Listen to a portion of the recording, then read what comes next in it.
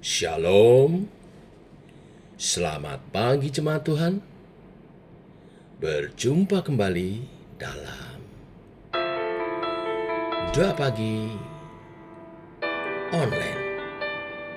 Percaya bukan karena melihat.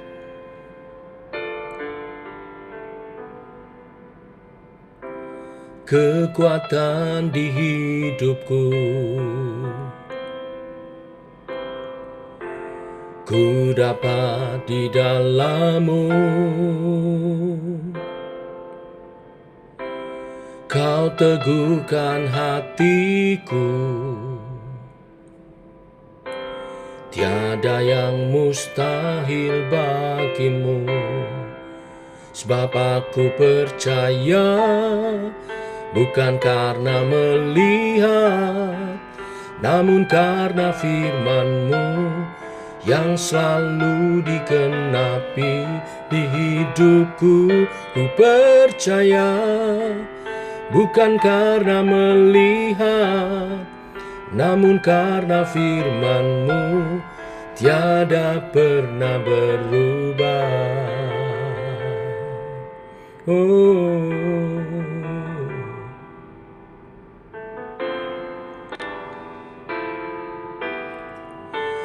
Kekuatan di hidupku,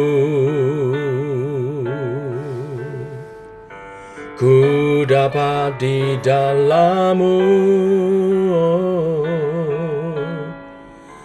Kau teguhkan hatiku, tiada yang mustahil bagimu.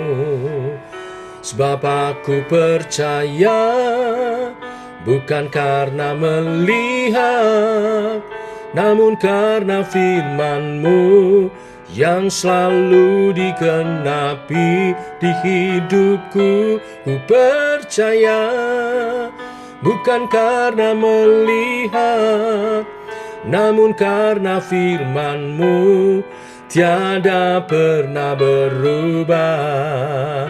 Sebab aku percaya, bukan karena melihat, namun karena firman-Mu yang selalu digenapi di hidupku. Ku percaya, bukan karena melihat, namun karena firman-Mu tiada pernah berubah.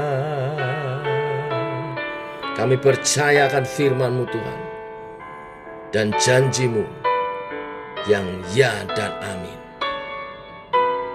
Kami pegang firman dan janji-Mu Tuhan. Sebab aku percaya, bukan karena melihat, namun karena firman-Mu yang selalu digenapi di hidupku. Ku percaya, bukan karena melihat, namun karena firman-Mu tiada pernah berubah. Namun karena firman-Mu tiada pernah berubah.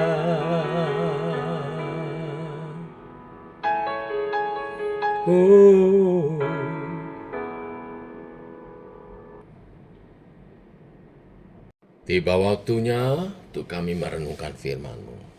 Firman-Mu lah suluh dan terang bagi jalan kami. Berfirman Tuhan, kami siap. Dalam nama Tuhan Yesus Kristus. Amin. Bapak Ibu, kita lanjutkan renungan firman Tuhan pada pagi hari ini. Kisah Para Rasul pasal 20 ayat 1-12. Demikian firman Tuhan. Setelah reda keributan itu, Paulus memanggil murid-murid dan menguatkan hati mereka, dan sesudah meminta diri, ia berangkat ke Makedonia. Ia menjelajah daerah itu dengan banyak nasihat, menguatkan hati saudara-saudara di situ. Lalu tibalah ia di tanah Yunani. Sesudah 3 bulan lamanya tinggal di situ, ia hendak berlayar ke Syria. Tetapi pada waktu itu orang-orang Yahudi bermaksud membunuh dia. Karena itu ia memutuskan untuk kembali melalui Makedonia. Ia disertai oleh Sopater, anak Pirus dari Berea, dan Aristarkus dan Sekundus, keduanya dari Tesalonika, Gaius dari Derbe, dan Timotius, dan 2 orang dari Asia, yaitu Tikhikus dan Trofimus. Mereka itu berangkat lebih dahulu dan menantikan kami di Troas. Tetapi sesudah hari raya roti tidak beragi, kami berlayar dari Filipi, dan 4 hari kemudian sampailah kami di Troas dan bertemu dengan mereka. Di situ kami tinggal 7 hari lamanya. Pada hari pertama dalam minggu itu, ketika kami berkumpul untuk memecah-mecahkan roti, Paulus berbicara dengan saudara-saudara di situ, karena ia bermaksud untuk berangkat pada keesok harinya. Pembicaraan itu berlangsung sampai tengah malam. Di ruang atas di mana kami berkumpul dinyalakan banyak lampu. Seorang pemuda bernama Itikus duduk di jendela. Karena Paulus amat lama berbicara, orang muda itu tidak dapat menahan kantuknya. Akhirnya ia tertidur lelap dan jatuh dari tingkat ketiga ke bawah. Ketika ia diangkat orang, ia sudah mati. Tetapi Paulus turun ke bawah. Ia merebahkan diri ke atas orang muda itu, mendekapnya dan berkata, "Jangan ribut, sebab ia masih hidup." Setelah kembali di ruang atas, Paulus memecah-mecahkan roti lalu makan. Habis makan, masih lama lagi ia berbicara sampai fajar menyingsing, kemudian ia berangkat. Sementara itu mereka mengantarkan orang muda itu hidup ke rumahnya, dan mereka semua merasa sangat terhibur. Sampai di sini pembacaan kita. Bapak Ibu, perikop ini diawali dengan latar belakang setelah keributan di Efesus reda. Paulus hendak melanjutkan perjalanannya ke Makedonia.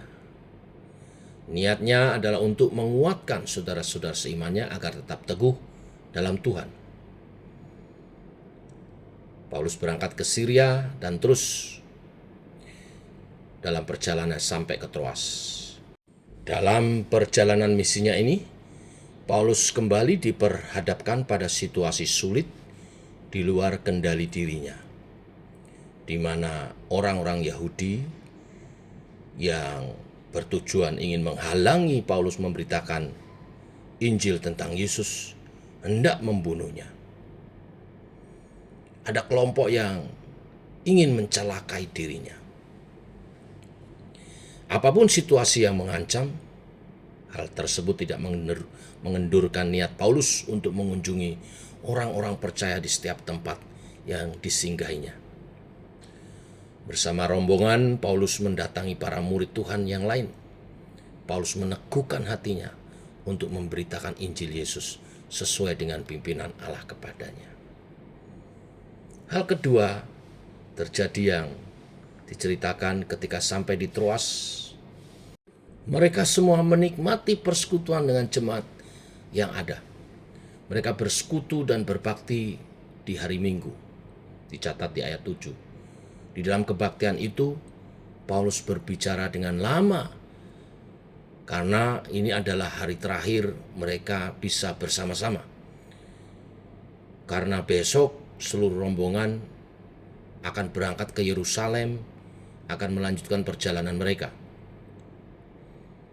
Jadi Paulus dan rombongan tidak menyia-nyiakan waktu. Paulus berbicara cukup lama sampai tengah malam. Seorang pemuda bernama Eutikus menjadi mengantuk karena lamanya Paulus berbicara dan terjatuh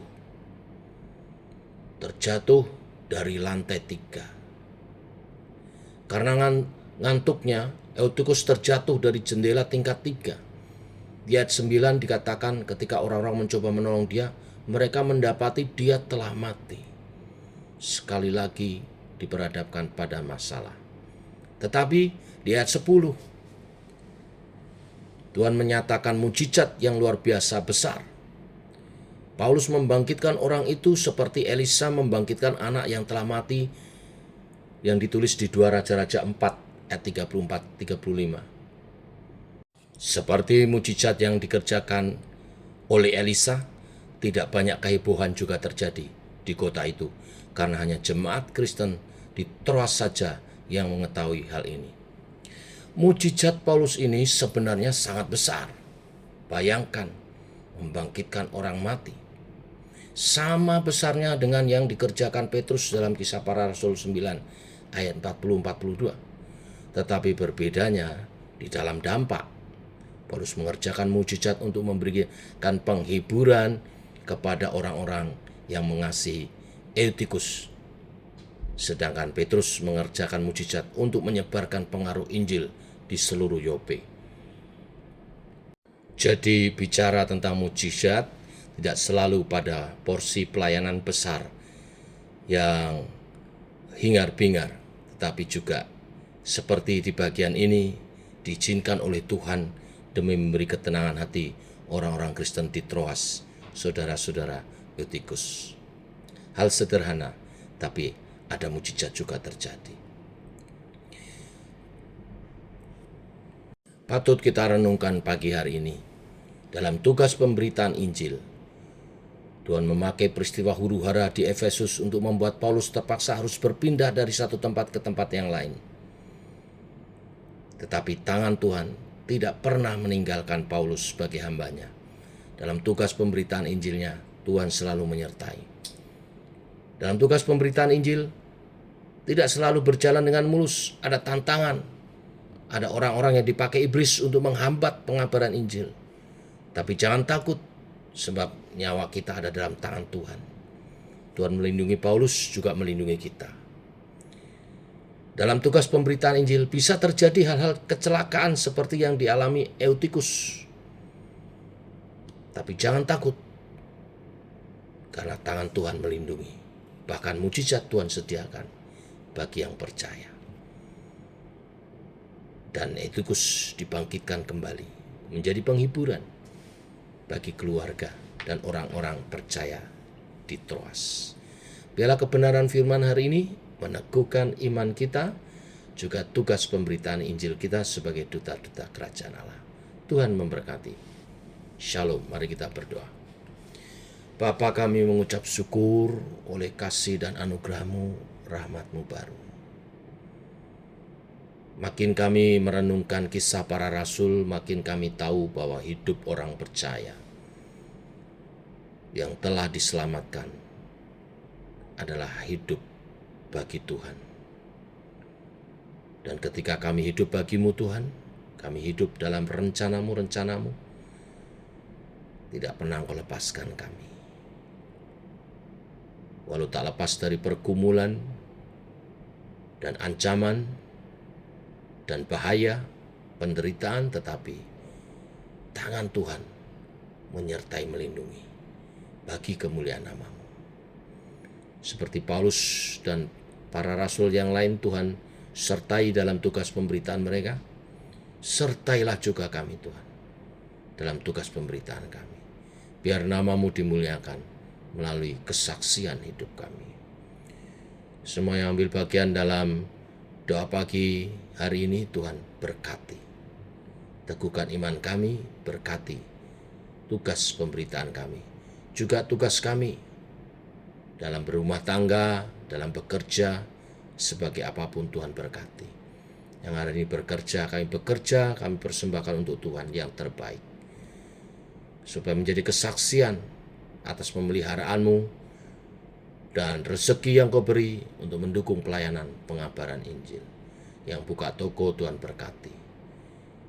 Banyak dikirim pelanggan pembeli. Yang berdagang, Tuhan berkati. Yang mengerjakan tugas-tugas kantor, Tuhan berkati. Dengan hikmat-Mu menyelesaikan tugas-tugas dengan baik. Yang harus ada di jalanan, Tuhan sertai, jaga lindungi nyawa kami. Jauhkan dari mara bahaya, kecelakaan apapun. Tangan Tuhan menyertai, melindungi kami semua. Terima kasih Tuhan, ini doa kami, menyertai sepanjang hari ini perjalanan hidup kami. Dalam nama Tuhan Yesus Kristus. Amin. Demikian saudara doa pagi kita. Selamat pagi. Shalom.